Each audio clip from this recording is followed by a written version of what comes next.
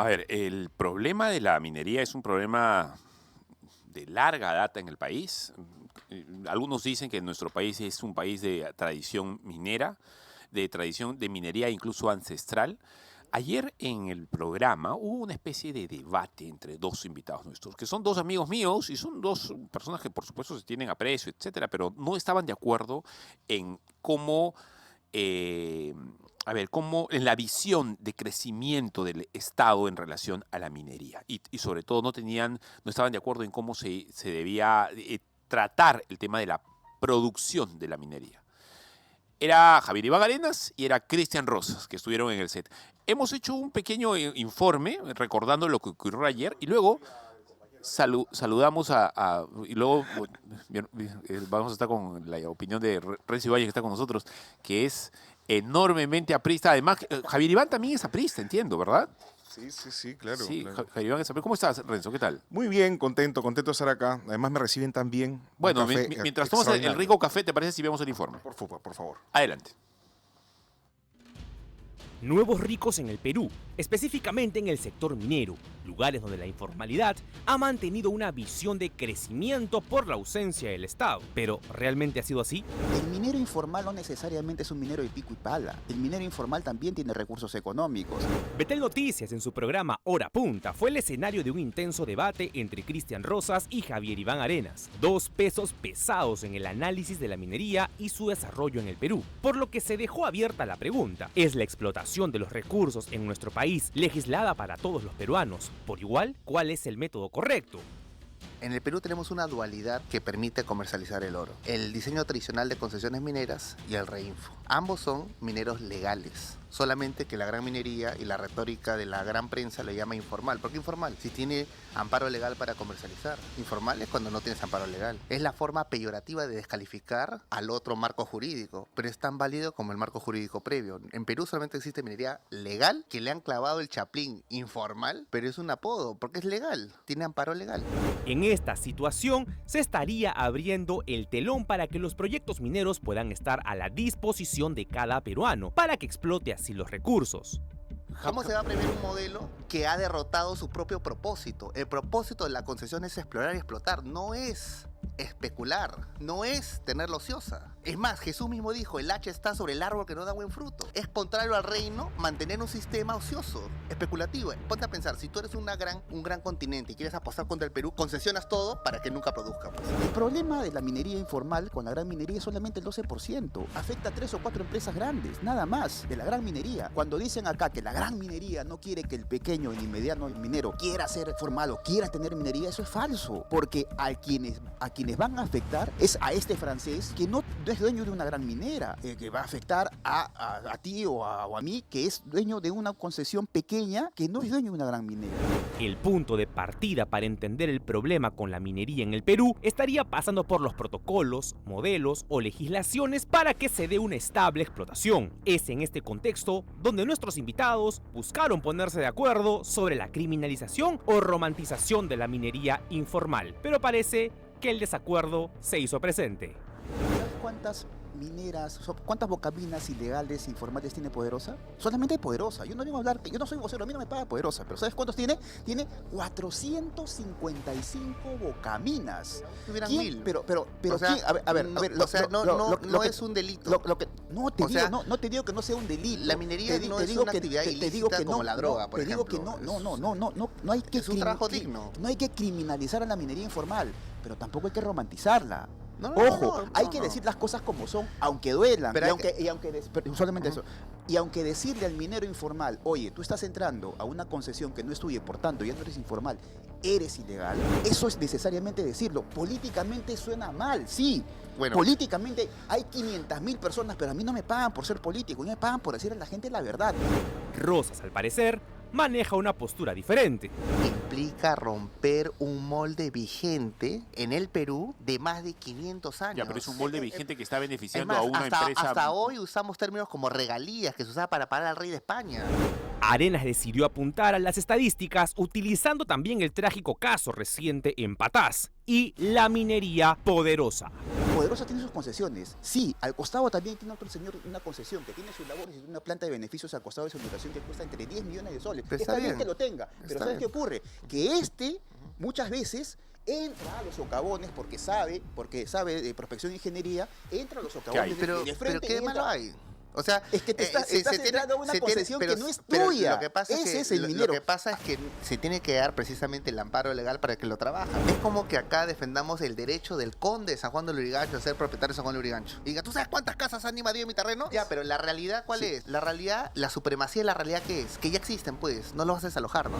Sin embargo, bajo la lógica del fundador de Con mis hijos no te metas, cualquier persona que no coloque linderos a su casa y que alguien considerase meterse por debajo, ¿esto se consideraría legal? Cuando Daniel Provinciano invadía en el territorio del conde de San Juan de Lurigancho y tenía posesión por más de 10 años, es decir, el conde no hizo nada para sacarlos en 10 años, con 10 años se volvía propietario del lugar y se formalizaba. Formalizó a los Pero aquí invasores. el conde sabe lo que está haciendo. Está matando gente, está capturando trabajadores allí, está minando, Eso es lo está que- agarrándose. Eso no se puede hacer. O sea, está bien que tú trabajes en tu concesión, nadie lo dice nada. Y está bien que te hagas rico, está bien que te hagas millonario, pero siempre tus concesiones. La ley debe de premiar, proteger y beneficiar al productivo. La ley no debe de proteger, premiar ni beneficiar al Eso es ocioso sensato. ni al especulativo. Ese dato Ni es al sensato. especulativo. Yo me pregunto, ¿cómo vas a proteger una concesión que solamente explota su 4% de la concesión? Pero Es inconcebible. Pero tú vas a Santa Mina o vas a otra empresa minera y le dices, ¿tienes usted tierras ociosas? Discúlpeme, señor, no tengo tierras ociosas. Lo que tengo son concesiones que están en exploración constante. Cabe señalar que tierras ociosas son aquellos espacios con potencial minero pero que aún no están en explotación. ¿Se debe mantener el mismo modelo? O sea- Precisamente es el modelo que yo cuestiono, pues. Pero ¿por qué vas a...? A ver, yo cuestiono que se debe mantener vigente un modelo especulativo de crecimiento que dependa de la planificación privada de una empresa. Ese no es un modelo ¿Saben por qué? especulativo, es un modelo de ¿Por qué? mercado. Porque Antamina puede decir, sí, lo voy a explotar acá 10, 15 años o 20 años. Y como es concesionario, ¿quién lo puede apurar? Nadie. Y la pregunta es, oye, un momento, el Perú es un país en vía de desarrollo. Necesita su producción hoy, no mañana. Entonces, ¿estado presente o estado ausente? ¿Mantenimiento de modelo actual o reforma gradual? Lo que es cierto es que el próximo presidente de la República tendrá que resolver un caos minero que parece ser eterno. Renzo Ibáñez, mi hermano, ya te saludé. Fue complicado para mí porque ambos son mis patas, entonces, Ya. pero sin embargo supe dejarlos a ellos porque el debate fue interesante. A ver, el eterno problema del Perú es definir qué hacemos con las concesiones. A ver, una empresa grande tiene la prerrogativa total por todo el terreno que le han dado en concesión, o si es que no lo está usando, si es que hay la concesión de Poderosa creo que es 4 veces San Isidro y está en realidad minando un cuadrado de algunas pocas cuadras. Ya, a ver. Bueno, en principio, gracias por la invitación y muy interesante este debate y Sí. creo además fundamental, rico y provechoso para el país que exista en principio gente enterada sobre este tema tan álgido y en segundo lugar además que se confronte.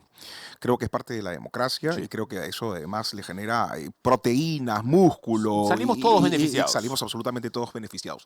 Yo soy muy amigo de Javier Iván Arenas, él es un gran técnico. Y a Cristian también lo conozco y creo que ambos han dado un muy buen nivel en este debate. Ojalá que sea así también en otros ámbitos, ¿no?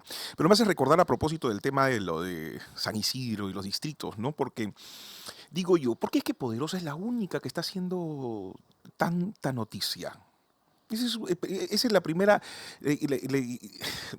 la primera pregunta, el primer cuestionamiento que me hago, ¿no? No hay acá, si el problema es tan álgido de la criminalidad organizada dentro del espacio de la minería ilegal, de la minería en general, ¿por qué solamente hace noticia Poderosa permanentemente? ¿No? Yo creo que esa debería ser una respuesta que estamos esperando, ¿no? ¿Qué crees tú? Tengo la sensación de que hay un problema de gamonalismo minero. ¿Estás hablando en condicional o tienes certeza? No tengo certeza, bueno, soy un estudioso, me permito por lo menos proponerlo en duda y en Sospechar. condicional, sospechar, ¿no? Porque hay otras, por ejemplo, mineras que son formales, que utilizan, por ejemplo, tecnología, que tienen una relación, digamos, con su material de trabajo mucho más eficiente. Ujú. Como por ejemplo el caso de Retama, ¿no? O Horizonte, ¿no? Que están Ujú. por ahí cerca. que son además cuyos dueños son bastante conocidos, ¿no? Por ejemplo, está Marzano y en fin otros, ¿no? Pero ellos no hacen noticia. Eso no hacen noticia. Tengo la percepción de que en el caso de Poderosa se están haciendo un poco las cosas utilizando los mínimos elementales de la minería artesanal, y creo que eso genera una informalidad al amparo de la formalidad. Con lo cual tú estás generando además estos espacios de ilegalidad por culpa justamente de que no está ni el Estado ni la propia empresa en términos al 100%. Exacto, Entonces, interesante, es verdad. creo que ahí hay un tema que habría que preguntarse, ¿no? ¿Cómo es que está gestionándose Poderosa al interno? Esto, por supuesto, sin quitar mérito ni responsabilidades a todo lo que está sucediendo afuera. Es decir, claro, existe, mira, lo que hemos visto, ¿no? Creo que en los últimos tiempos, creo que han sido, ¿cuánto? 39 personas fallecidas en esas condiciones, cerca de 17 torres de alta tensión voladas, cerca de 12.000 camiones que van y vienen y nadie dice absolutamente nada. Y el Estado tampoco aparece para nada. Eso no debería suceder por nada del mundo. Pero sí es cierto que necesitamos respondernos eso, ¿no? ¿Qué está sucediendo con esta aparente minería formal, ¿no? Que entrega concesiones a la minería informal y que luego resulta de que cuando ves otros ejemplos probablemente no sucede así, ¿no? Sí. Hay algo que se está Y escapando. está produciendo No sé si me dejo estos entender. niveles de violencia, Ujú. porque hay oro en el medio, pues, Renzo. Exacto, Es totalmente. el bill metal, como llaman algunos. Exacto. ¿Y qué están haciendo los formales también? ¿Acaso no están comprando ese oro también de manera un poco, porque en algún momento se tiene que lavar eso, ¿no? A ver, ¿qué hacemos entonces, para definir un poco más el tema, qué hacemos entonces con estas enormes concesiones, esta enorme cantidad de dinero, de terreno, que no está siendo minado, que la empresa realmente te dice... Lo está haciendo minado, lo que pasa es que no lo está haciendo, claro. No, y la empresa te dice, ese montón de terreno que Porque ves es ahí, mío, creo. no lo No lo toques toques. porque yo lo voy a minar en 50 años. O estoy haciendo proyectos de estudios, estoy embarcado en eso. Y hay gente que ya ha dado por abajo, ha encontrado las vetas Ujú. y están sacando. Y se generan pues ¿Qué las hacemos famosas con eso? fallas del mercado, Sí, ¿no es claro. cierto? ¿Qué hacemos? Porque al final, yo creo que, a ver, en ese sentido, Cristian ha dado un poquito en el clavo en términos del concepto, ¿no? O sea, la supremacía de la realidad. Yo creo que ahí, por ejemplo, el problema no es el reinfo, el problema no es quiénes son informales, a quiénes tachamos de tal o cual. Lo que hay que ver es cuál es el problema fundamental en la zona, mirar en in situ qué es lo que está sucediendo y a partir de ahí comenzar a sacar conclusiones. Creo que eso es lo fundamental. Yo no soy un experto en la materia, pero como vuelvo a repetir, las intuiciones me dicen de que aquí hay una supremacía de la realidad, Sí, claro. aquí hay gente que El sentido común, que no ¿verdad? va a dejar de sacar el oro porque además vive de esa actividad. A mí se me hizo muy o sea, me gustaron muchas cosas que dijo ayer Javier Iván Arenas, sobre todo en el sentido de defender la legalidad, ¿no? Porque si nos pasamos el lindero de la legalidad, estamos Claro, perdidos claro. todos. A mí también me parece fundamental eso. El tema está que tanto la Constitución como las leyes están sujetas justamente a un registro, a un empoderamiento social. Es decir, la sociedad también va cambiando, las cosas van cambiando y efectivamente los mercados también van cambiando. Y en ese sentido muchas veces los mercados y determinadas actividades son mucho más poderosas de lo que puede ser Poderosa y de lo que puede ser el propio Estado peruano Exacto. para poder fiscalizar y para poder hacer lo que corresponde. Entonces, al final, haces se generan una suerte de huecos, ¿no? Por donde se filtra finalmente la riqueza y por ahí empieza, ante la falta de fiscalización, todo este tipo de violencia entre estos mineros o estos mineros artesanales e ilegales, en donde lamentablemente pues hay muchos fallecidos. Pero el tema también está en a quienes les decimos ilegales, ¿no? Claro, o sea, yo creo que no son la mayoría. Claro, porque ¿no? mientras yo estaba de acuerdo con Javier Iván en este asunto que te menciono, el otro punto era interesante, el de Cristian, que decía, sí, ok, correcto, pero al final la mina, o sea, el metal es de quien lo está trabajando. O sea, No, no y en le eso puedes estoy totalmente no de le puedes acuerdo. decir a la gente, oye, aguántate porque yo eso para 30 años, ¿ah? O en 15 años lo voy a Además empezar a porque no hacer. lo vas a hacer y además porque qué cosa quieres, que pongas ¿qué? 2 policías cada 20 metros en O sea, tu es sensato en tu también eso. concesión, claro, o sea, es además absurdo, ¿no? Claro, ellos quieren defender su régimen de propiedad, por eso yo hablaba un poco de la minería gamonal, fíjate, a propósito de los ¿Qué significa el concepto? Es decir, ¿Es ancestral? Estamos, no. No, simplemente ha hecho un símil entre esta suerte de jefote en un sector, Ok. ¿no? En los en la tierra, ¿no? Y dentro del cual administra de manera No sé bastante si injusta, cabe el término, un ¿no? latifundio minero, una cosa Claro, así. exacto, pero con un jefote que no está haciendo las cosas como corresponde, ¿no? Correcto. Y que además tenía también el aval del Estado. Sí. Entonces, y era todo un personaje, ¿no? Entonces, ahí hay cosas que habría que ver, ¿no? Porque, claro, poderosa, pobrecita, víctima, probablemente, en algún sentido.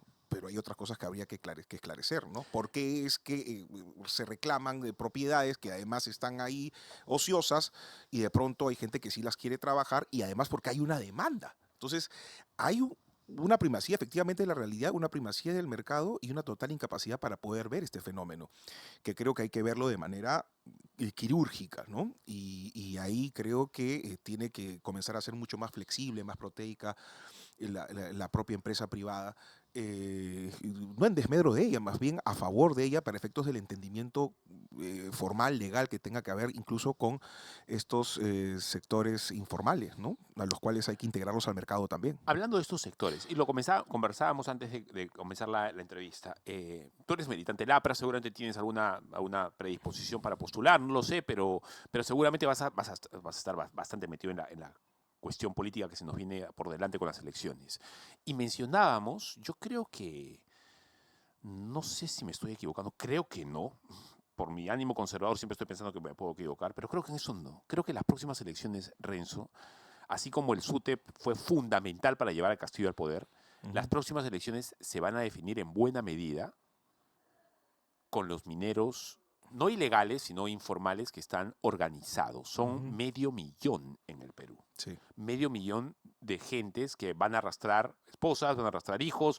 Vas a tener por lo menos 1.800.000, 1.000.000 de personas que van a votar con una idea en la cabeza. Solucióname mi perspectiva de la minería, que es una perspectiva de pequeño minero organizado. No delincuente, sino pequeño. No, estamos a ver. A ver, ese es un hay que- bolsón en de principio, votantes. Tú eres aprista, por eso sí. que te lo pregunto. Sí, a ver, lo que pasa, primero un saludo a mis compañeros que ayer Sí. hemos cumplido 101 años. 101 años de fundación del APRA Continental. Sí sabes que yo tengo una debilidad por allá, ¿no? Ah, sí, tienes Sí. además a familia prista, ¿no? Sí, tú sabes claro. tú sabes que en general la política es umbilical, es lo que desayunas, almuerzas y cenas, así Sí, que mi familia en algún momento sí. O sea, yo soy muy cercano a ese, sobre todo al primer haya, ¿no? Al haya cercano al pensamiento de la ética protestante del trabajo, ¿no? Claro. Ese primer haya me gusta. El último también, por supuesto, pero bueno, en fin. Bueno, un hombre además bastante consecuente, pero bueno, aquí estamos 101 años en la vida política del país, así que de repente te equivocas porque vas a buscar una A y de repente APRA. No, yo no voto. Yo por definición, además que nunca he podido votar porque siempre estoy chambeando ese día. Siempre está chambeando. No voto yo. A ver, Pago mi multa. Pero, a ver, acá hay una cosa importante, ¿no? Son cerca de 500.000 mineros con mucho poder económico, con capacidad de organización, por lo cual efectivamente pueden dirigir de alguna u otra manera el voto, la presión mediática para poder elegir finalmente al candidato. Ahora, del otro lado, tienes un sistema de partidos políticos bastante atomizado, con distancias ideológicas muy grandes y con un desorden en términos de la discusión política también enorme. Entonces, vas a tener cerca de 43 partidos políticos, cada uno más dispuesto, salvo los institucionales, por supuesto, que son muy pocos, ¿no? Pero 43 logos que van a estar todos dispuestos a tender la mano para poder ganar, ¿no? Y no le va a importar qué tipo de dinero entregue. Eso no significa que el dinero de los informales sea necesariamente ilegal, pero es cierto que no solamente van a estar los mineros ilegales, informales. Pueden estar también en esta elección los mineros ilegales. No solamente los mineros ilegales. Los la tala ilegal. Ok, correcto. La trata, que es enorme. La trata. Y el narcotráfico. El narcotráfico que siempre ha estado y que hoy va a poder estar más que nunca, porque ¿qué entidad va a poder fiscalizar eficientemente 43 partidos políticos? Ninguna, ¿no es cierto? Entonces, va a ser probablemente la elección en la que vamos a tener que lidiar con justamente sectores que por supuesto tienen de un lado demandas absolutamente legítimas, pero por el otro también pueden distorsionar también esas demandas. Entonces hay que tener muchísimo cuidado. Pero es cierto que los mineros informales o los mineros artesanales están bastante organizados y entiendo yo que también hay que mirarlos y no con, como he visto en algunos casos, con esta suerte de predisposición al maltrato, con esta suerte eh, de sesgo, ¿no? Casi hasta racial, diría yo, Sí. ¿no? Entonces yo creo que habría que integrar un poco algunas de sus demandas que me parecen absolutamente legítimas. En Que ese no sentido son quisiera demandas hacer... de izquierda, no son demandas socialistas, No, para son demandas decirlo. del mercado, ¿sabes? Es gente que Sí, quiere que trabajar, trabajar que y quiere que que sus emprendimientos salgan y adelante. el Estado requiere que también ese trabajo sea lo suficientemente formal, que sea fiscalizado y por eso tiene que actuar de manera inteligente. Porque si le dices a estos señores, ustedes son ilegales, se cerró el Reinfo aquí y aquí no pasa nada, todo esto está mal, No, no puedes hacer entonces lo que eso, es estás patear el haciendo, tablero. Es exacto, decirle al próximo Castillo, estás actuando prácticamente como un régimen socialista soviético, no, y le ¿no? O estás sea, abriendo te el estás negando la posibilidad del mercado y estás imponiendo una idealidad que no va a claro, suceder. y Renzo, le estás abriendo la puerta al próximo radical para que se aupe con ellos y les vende el cuento de que él les va a solucionar el problema. No sé si un Cerrón, un Antauro, no sé No, si un Castillo, porque etcétera. por supuesto que van a levantar sus banderas. Sí, claro. Y ellos van a estar felices de que Es un levanten sus montón de banderas. gente, son 500 mil personas, medio millón de personas por lo menos, es Así mucho. es, y además con todas sus familias. Te O sea, ahí puede, te estás puede hablando, poner a alguien en primera vuelta. y no solamente en términos de la masa electoral, sino además la capacidad de dinero que pueden tener para entrar en campaña. Entonces a veces es mejor que esta fuerza, aunque no les guste a alguno de los blancos que es en el país y los grandes mineros, sino que hay que comenzar a dialogar y mirar de manera quirúrgica, microscópica, qué es lo que está sucediendo en este espacio. Y yo me niego a pensar de que todos sean ilegales, de que todo está mal No. en ese sector, sino más bien hay que tratar de dialogar, conversar, y creo que ahí está presente, por ejemplo, uno de los fundamentos ideológicos del partido, que es justamente la alianza de clases, o lo que nosotros hemos llamado también parte del Congreso Económico Nacional, el diálogo permanente con los sectores productivos del país, ¿no? Javier Iván, que es un amigo en común, la tiene muy clara en ese Ujú. sentido. Este otro Perú, Ujú. que no es un Perú socialista, pero sí es un Perú conservador, pero no solamente conservador en lo moral, Es que conservador es y muy importante, capitalista, ¿no? sino que eso, es gente que quiere que quiere sus emprendimientos familiares, personales, quiere hacer su Y quiere que el riqueza, Estado sea un aliado y no un enemigo. pero que no quiere o descree o que incluso abomina en algunos casos a Ujú. una Lima snob Sí, que ha claro. mirado al océano y a Estados Unidos y a Europa todo el tiempo y no ha mirado Ahora hacia la adelante. China, porque, O a ¿no? China, digamos. O sea, yo soy el provinciano y te lo digo con conocimiento, soy cusqueño. Ujú. Entonces entiendo muy bien de lo que estamos hablando. Sí, hay una parte sociológica, como dice mi amigo Javier Iván, ¿no? Hay una sociología que hay que entender en el país, que es fundamental, y a propósito es un artículo brillante de Carlos Meléndez sobre el entendimiento de los procesos que es sociales otro en el crack Perú y a también. nivel, sí, extraordinario. Y por ejemplo, lo vemos también en el caso del sur del Perú, ¿no? Dime, ¿y el APRA Este, está entendiendo eso?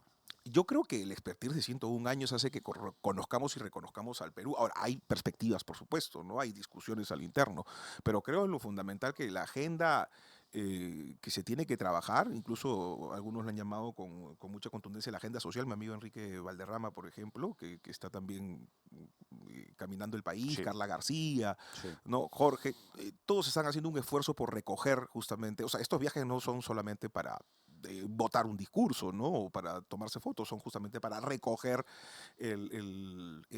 la ansiedad, las necesidades de la gente. Y creo que en eso el partido, además por su presencia nacional, lo puede hacer. Y estamos tratando de entenderlo también, ¿no? Mándale, Siempre es complicado, es un país complicado, sumamente complicado. mándale un abrazo a todos los buenos amigos en el APRA. Por Gracias. 101 años, eso no ocurre todos los días. Un saludo y mi respeto realmente para un pensamiento, que es el pensamiento de Aya, que ha sido fundamental en el siglo para el Perú. Y fíjate, yo quiero aprovechar este momento porque a propósito del tema que estamos discutiendo, los puntos, ¿te acuerdas de los 5 puntos máximos, ¿no? Que un poco que uno los mira así casi como en sepia, ¿no? Como en blanco y No, negro, sí, pero hay no, cosas ahí porque cuando importantes. uno siempre tiene que mediar una cosa que Víctor Raúl fue extraordinario, que es tiene que mediar el espacio-tiempo histórico. ¿Ya? Este es un rollo sí muy denso, filosófico, pero lo importante es ¿cómo haces para trasladar esas preocupaciones que se manifestaron en términos literales a partir de estos 5 puntos al hoy? Detrás de, por ejemplo, todo antiimperialismo está justamente, de la lucha contra el imperialismo, está la defensa de la soberanía nacional, ¿no? Y hoy en día, por ejemplo, cuando ves algunos hipos de corte cretino, por ejemplo, del presidente norteamericano, uno dice, oye, ¿no? Los países Que es recontra estamos, izquierda. que estamos... Trump es un hombre ¿Tú estatista crees? hasta la pared. Sí, Ah, bueno, estatista, pero no sé si izquierda, pero bueno, estatista sí. está haciendo sí. cosas socialistas también, ¿no?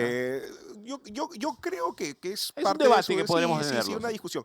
Pero a lo que voy es que estamos de alguna u otra manera expuestos, por ejemplo, ¿no? A estos arrebatos imperialistas en algún momento, por lo cual está vigente ese punto. Lo segundo, a nivel de América Latina, hoy día, en esta transformación del nuevo orden mundial, en términos de los aranceles, por ejemplo, más que nunca es plenamente vigente el hecho de que los países de América Latina tengan que sentarse en un espacio para acordar justamente su economía, pero sobre todo su comercio. Y creo que es fundamental. Y luego, por ejemplo, el canal de Panamá, más allá de que si está concesionado, si lo tiene Panamá, si va a internacionalizarse, lo que está, el espíritu de lo que estaba detrás era justamente el libre comercio. Es decir, esto acá no lo puede usar los norteamericanos, por si acaso. Tampoco deberían usarlo un solo país, debería tener una cierta apertura. Pero la preocupación que estaba detrás de Víctor Raúl era justamente romper el monopolio del imperialismo para poder generar un efectivo libre comercio en el mundo, y en particular para América Latina. Y, por ejemplo, la nacionalización de tierras e industrias, que está vigente también, porque cuando ves, por ejemplo, el total retroceso del Estado en espacios como, por ejemplo, Poderosa, en el espacio, por ejemplo, de donde está la minería ilegal, donde está la minería ilegal en Madre de Dios, donde está el narcotráfico, donde está el terrorismo en la selva central, es porque hay espacios donde nosotros no tenemos soberanía, y era la gran preocupación de Víctor Raúl. Entonces, es hora de volver a nacionalizar esas tierras, es decir, el imperio de la ley, y que el Estado peruano vuelva a imperar con el monopolio de la fuerza, con el monopolio de la ley, la constitución de la democracia y las libertades. Entonces, yo creo que en ese sentido, por ejemplo, a propósito del 7 de mayo de 1924, y después de 101 años que venimos aquí, los apristas estamos dispuestos a discutir los temas de fondo, sobre todo con ideas y con propuestas claras para la población, ¿no? Bien, bien, muy bien. Renzo, te mando un abrazo. Muchas gracias. Muchas gracias por estar Gracias acá. a tu audiencia. Bien, no, y saludos a ti, saludos para todos por allá. Gracias. Vamos a una pequeña pausa y regresamos para hablar de endogamia. Ya van a ver ustedes qué interesante conversación con Alberto González del Centro de Estudios Jurídicos Santo Tomás Moro. Ya venimos.